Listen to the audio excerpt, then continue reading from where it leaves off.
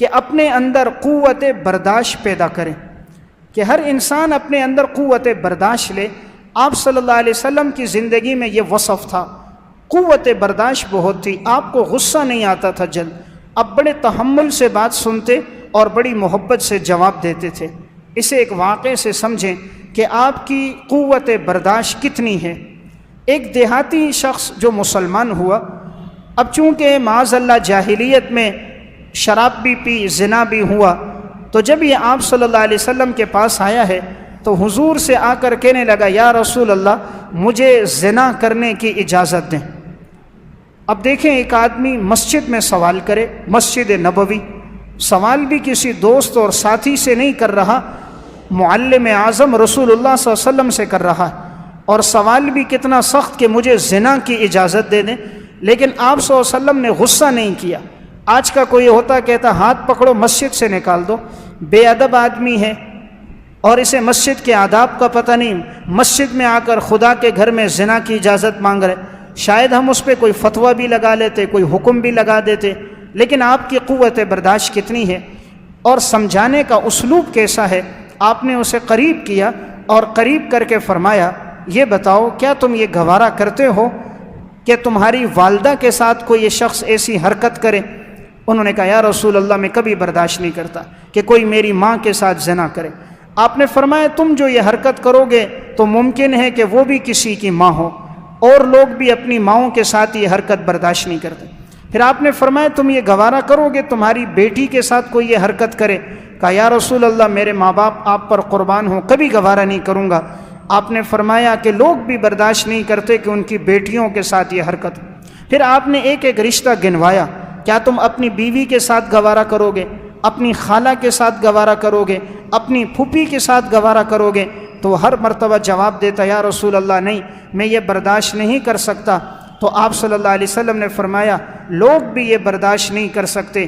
پھر آپ صلی اللہ علیہ وسلم نے اسے اپنے قریب بلایا اور آپ نے اپنا دست مبارک اس کے سینے پہ رکھا اور آپ نے دعا کر دی، اللہم طہر قلبہ واغفر ذنبہ حسن فرجہ، اے اللہ اس کے گناہ معاف کر دے، اے اللہ اس کے دل کو صاف ستھرا بنا دے، اے اللہ تو اس کو پاک دامن بنا دے۔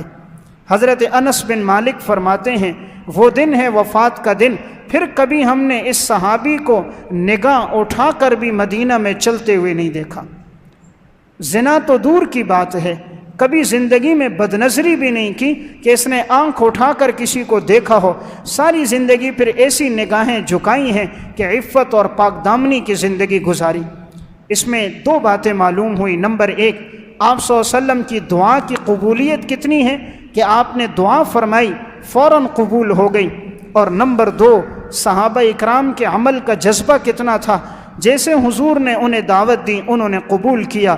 اور ایک بات، قوت برداشت، تو ہمیں بھی چاہیے کہ اپنے اندر یہ وصف لے کر آئیں، قوت برداشت ہو، جب بھی کوئی بات خلاف مزاج سامنے آئے تو تحمل سے بات کو سنا جائے، محبت سے سمجھایا جائے تو اس کا بڑا اثر۔ 26ویں نمبر پر آپ صلی اللہ علیہ وسلم کا ایک طریقہ یہ تھا کہ آپ آنے والے مہمانوں کا استقبال کرتے اور خوش آمدید کہتے۔ گویا آپ صلی اللہ علیہ وسلم کی ایک صفت 26ویں نمبر پر وہ یہ ہے کہ آپ کے سامنے جب بھی کوئی مہمان آتا تو آپ کی عادت یہ تھی کہ آپ آنے والے مہمانوں کا استقبال بھی کرتے اور آنے والے مہمانوں کو خوش آمدید بھی کہتے۔ صحیح بخاری اور مسلم کے اندر روایت ہے، جب آپ صلی اللہ علیہ وسلم کے پاس وفد عبد القیس آیا، جیسے ہی آپ کو ان کی آمد کی اطلاع ہوئی تو آپ صلی اللہ علیہ وسلم نے ان کا استقبال کیا اور آپ نے فرمایا، مرحبا بالقوم، اس قوم کی آمد کے لیے خوش آمدید ہو۔ آپ نے فرمایا، غیر خزایا ولا ندامہ، یہ لوگ آئے ہیں بغیر رسوائی کے، بغیر ندامت اور پشیمانی کے، یعنی یہ لوگ اپنی مرضی سے ایمان اور اسلام لے کر آئے ہیں، انہیں اپنے ایمان پر کوئی ندامت نہیں ہے کہ انہیں گرفتار کر کے یا قیدی بنا کر لایا گیا ہو، اور ان کے لیے کوئی رسوائی نہیں ہے، بلکہ انہوں نے ایمان کو قبول کیا تو ان کے لیے عزت ہے۔ تو اس واقعے میں ہمارے لیے سبق کیا ہے کہ جب آپ کے پاس یہ وفد آیا تھا تو آپ نے اس وفد کا استقبال کیا۔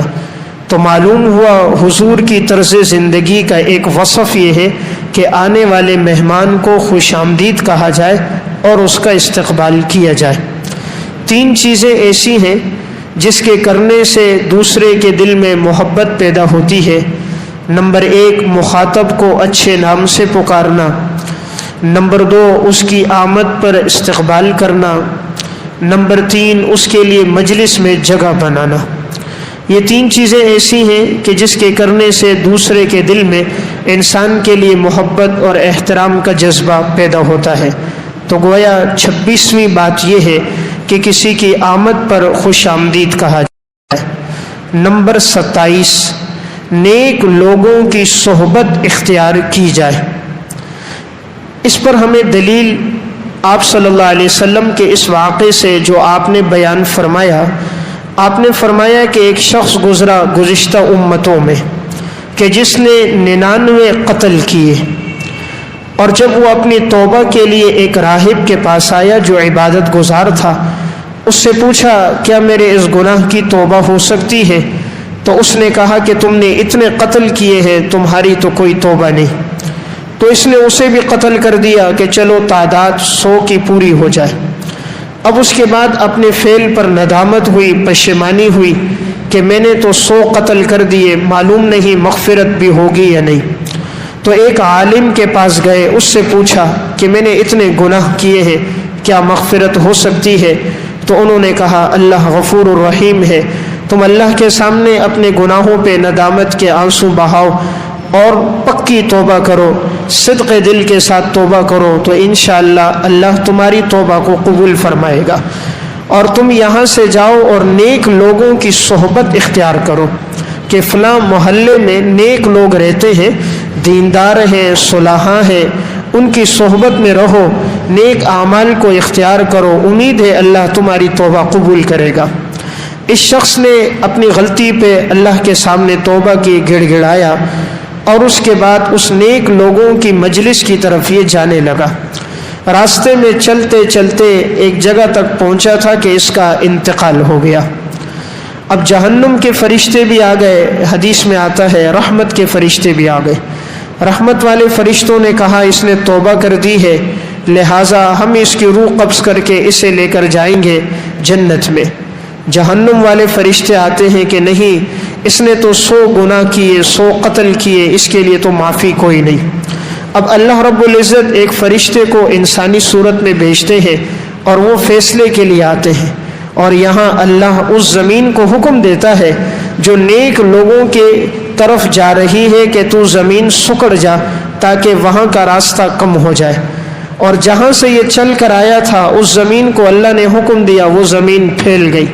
تو جب ناپا گیا، اس فرشتے نے فیصلہ یہ دیا کہ دیکھو اس نے کتنا سفر طے کیا ہے، جس کے قریب زیادہ ہے تو اس کے حق میں فیصلہ ہوگا، دیکھو کہ یہ زیادہ سفر طے کر کے آیا ہے یا کم، جس بستی کی طرف جا رہا ہے اس کے کتنا قریب ہے اور جہاں سے چلا تھا اس سے کتنا دور ہے۔ تو اللہ نے زمین کو حکم دے دیا تھا، جہاں سے چلا تھا وہ زمین طویل ہو گئی، جس بستی میں جا رہا تھا وہ زمین سمٹ گئی۔ تو جب ناپا گیا تو نیک لوگوں کی مجلس کے اور نیک لوگوں کی بستی کے یہ قریب تھا، تو اللہ رب العزت نے اس کی مغفرت فرما دی۔ تو گویا ہمارے لیے 27واں سبق کیا ملتا ہے کہ نیک لوگوں کی صحبت، کہ اس سے گناہ بہت ہو گئے تھے، لیکن جب اس عالم نے کہا تم نیک لوگوں کی مجلس میں جاؤ تو یہ توبہ کر کے گیا ہے، تو اللہ کو یہ ادا پسند آئی، تو اللہ نے اس کی مغفرت کر دی۔ اس لیے صحبت کا بڑا اثر ہوتا ہے۔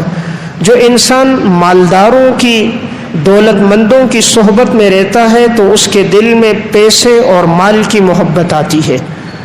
جو عہدے داران کی صحبت میں رہتا ہے، وزراء کی، بادشاہوں کی، مالداروں کی، جن کے پاس بڑے عہدے ہوں، تو اس کے دل میں منصب کی محبت آتی ہے۔ جو عورتوں کی صحبت میں رہتا ہے تو اس میں شہوت، زیب و زینت، کماقلی آتی ہے۔ جو بچوں کے ساتھ زیادہ وقت گزارتا ہے تو اس کی باتوں میں سنجیدگی ختم ہو جاتی ہے، اس میں مذاق اور لہو لعب آ جاتا ہے۔ جو آوارہ لڑکوں کے ساتھ زیادہ وقت گزارتا ہے تو اس کی زندگی کا بنیادی وصف سنجیدگی یہ اس کی زندگی سے چلا جاتا ہے۔ تو ہر صحبت کا ایک اثر ہے، اسی لیے نیک لوگوں کی جو صحبت ہوتی ہے اس کا فائدہ یہ ہوتا ہے کہ انسان دین کے قریب ہو جاتا ہے۔ علماء کی صحبت میں بیٹھنے سے تقوی، اللہ کا خوف، خشیت، آخرت کے ساتھ تعلق پیدا ہوتا ہے۔ تو گویا 27واں وصف یہ ہے کہ نیک لوگوں کی صحبت اختیار کی جائے۔